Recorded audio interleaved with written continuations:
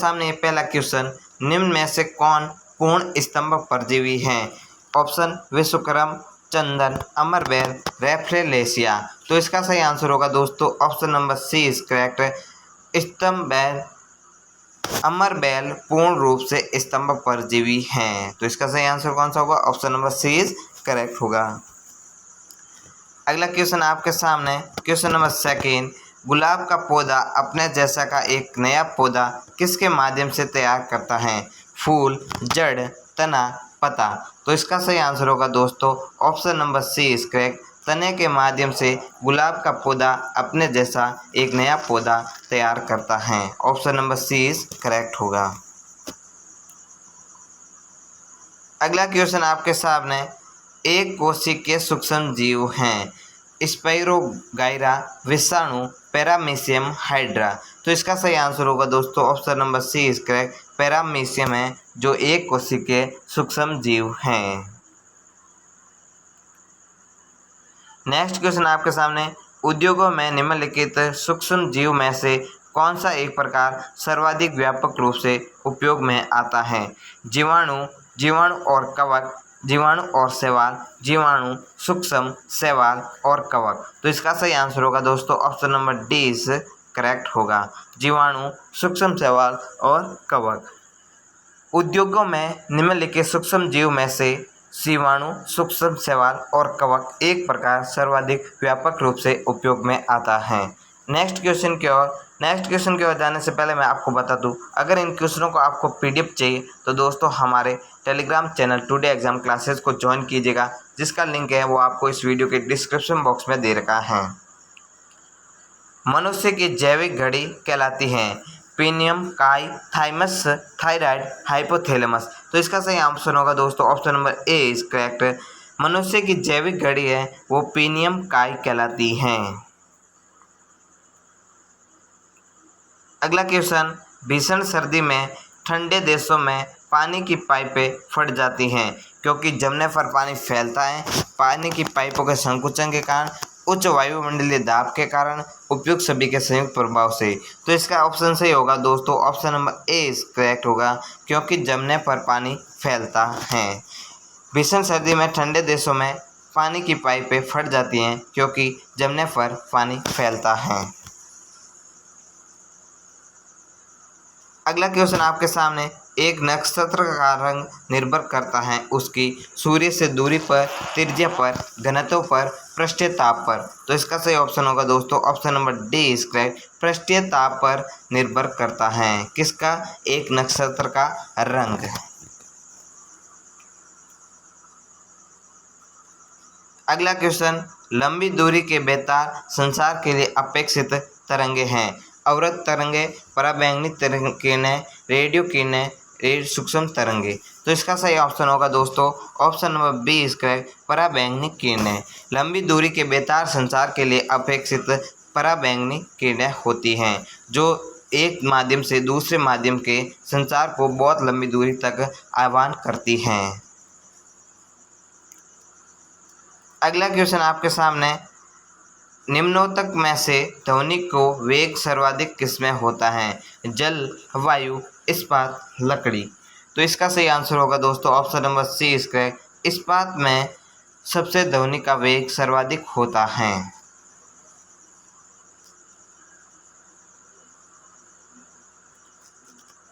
अगला क्वेश्चन है, वर्षा की बूंद का आकार गोलाकार किस कारण से होता है? श्यानता, पृष्ठ तनाव, प्रत्यास्थता, गुरुत्व। तो इसका सही ऑप्शन होगा दोस्तों option number B is correct. पृष्ठ तनाव। वर्षा की बूंद का आकार का गोलाकार पृष्ठ तनाव के कारण से होता है।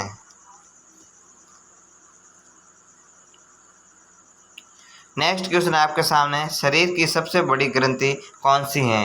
लार ग्रंथि, थायराइड ग्रंथि, यकृत ग्रंथि, अमाशय। तो इसका सही ऑप्शन होगा दोस्तों option number C is correct. यकृत ग्रंथि। शरीर की सबसे बड़ी ग्रंथि कौन सी है? यकृत ग्रंथि।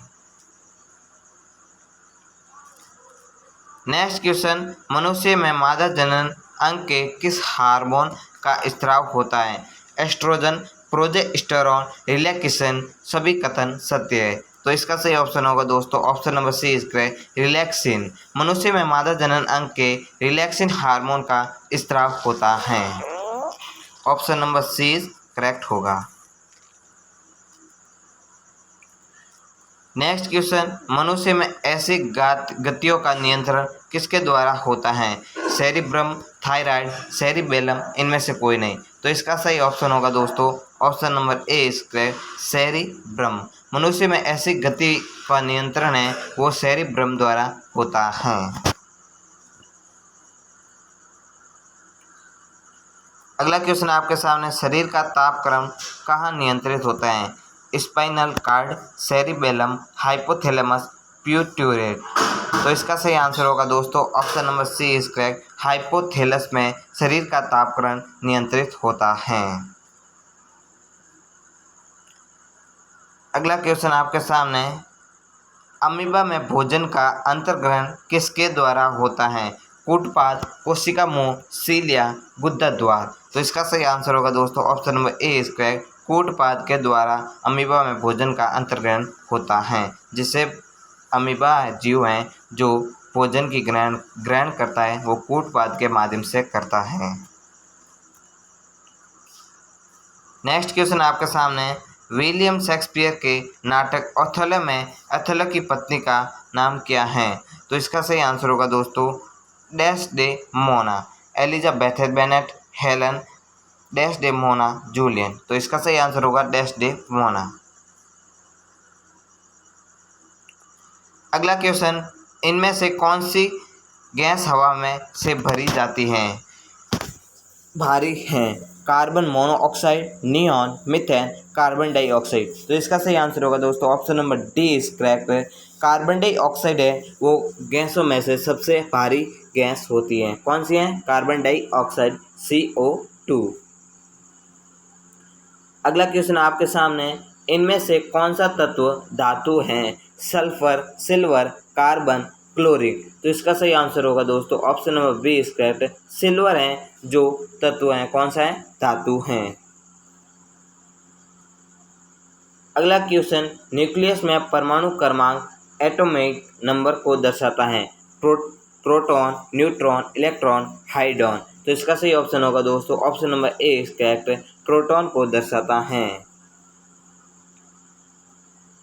नेक्स्ट क्वेश्चन, एक हाइड्रोजन एटम में कितने न्यूट्रॉन होते हैं?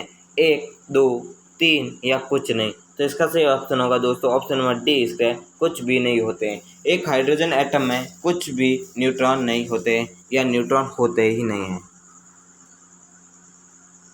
अगला क्वेश्चन आपके सामने, निम्नलिखित में से किस परमाणु का व्यास सबसे बड़ा है? Iodine, fluorine, chlorine, bromine. तो इसका सही ऑप्शन होगा दोस्तों option number C is correct chlorine में परमाणु का व्यास सबसे बड़ा होता है। अगला क्वेश्चन आपके सामने, निम्नलिखित में से किन कणों में सकारात्मक आवेश होता है? Neutron, proton, electron, krypton. तो इसका सही आंसर होगा दोस्तों option number B is correct proton में कणों का सकारात्मक आवेश होता है।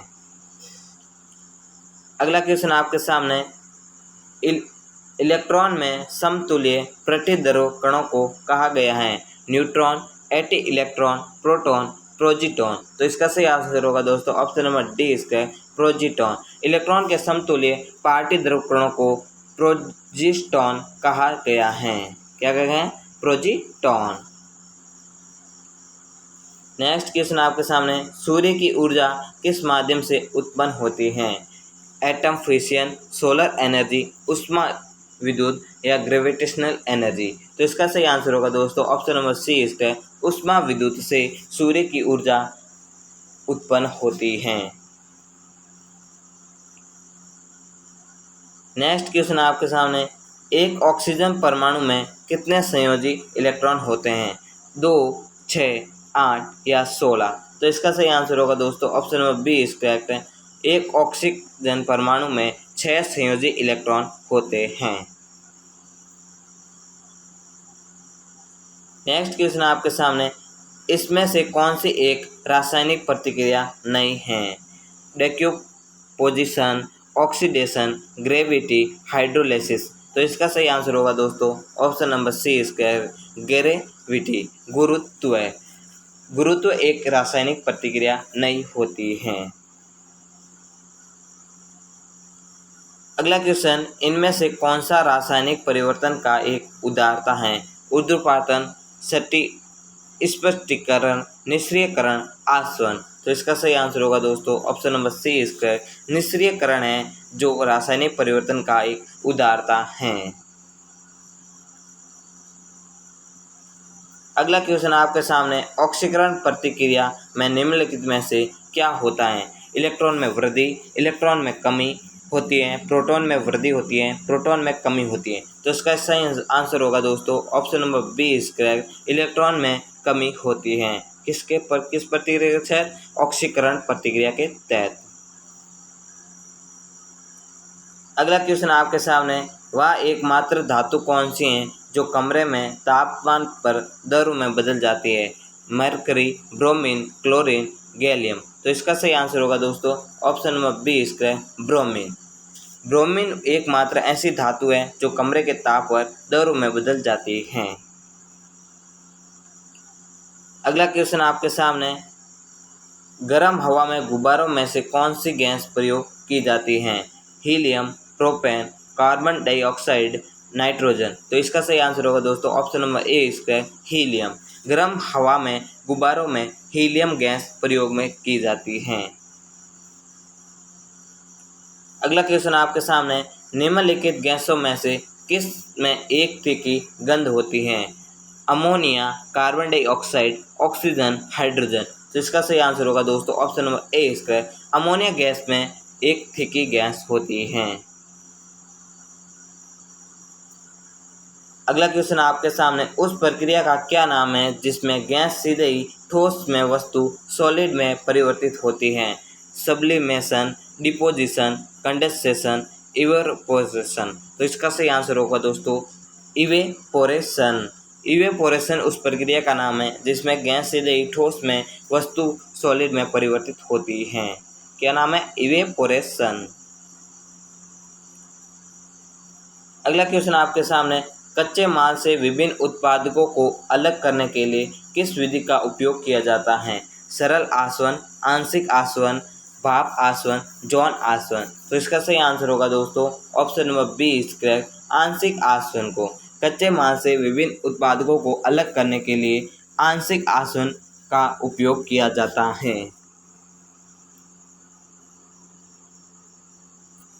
अगला क्वेश्चन आपके सामने, प्रचुर मात्रा में उपलब्ध ज्वलनशील प्राकृतिक गैस कौन सी है?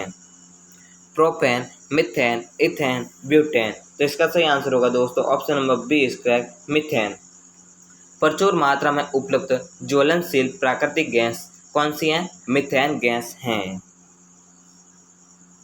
अगला क्वेश्चन आपके सामने, एक घरेलू गैस सिलेंडर में एलपीजी में संग्रहित की जाती हैं ठोस अवस्था, गैस अवस्था, तरल अवस्था, किसी भी अवस्था में संग्रहित की जा सकती हैं। तो इसका सही आंसर होगा दोस्तों option number C is correct. तरल अवस्था में एक घरेलू गैस सिलेंडर में एलपीजी हैं वो तरल अवस्था में संग्रहित की जाती हैं। अगला क्वेश्चन आपके सामने, तब दो तरल पदार्थ एक दूसरे में घुलते नहीं और सॉल्यूशन नहीं बनाते तो उसे क्या कहते हैं? सॉल्वेट, सॉल्यूट, अमिश्रणीय या इममिसिबल डिकेसेशन। तो इसका सही आंसर होगा दोस्तों option number C is correct, अमिश्रणीय या इममिसिबल।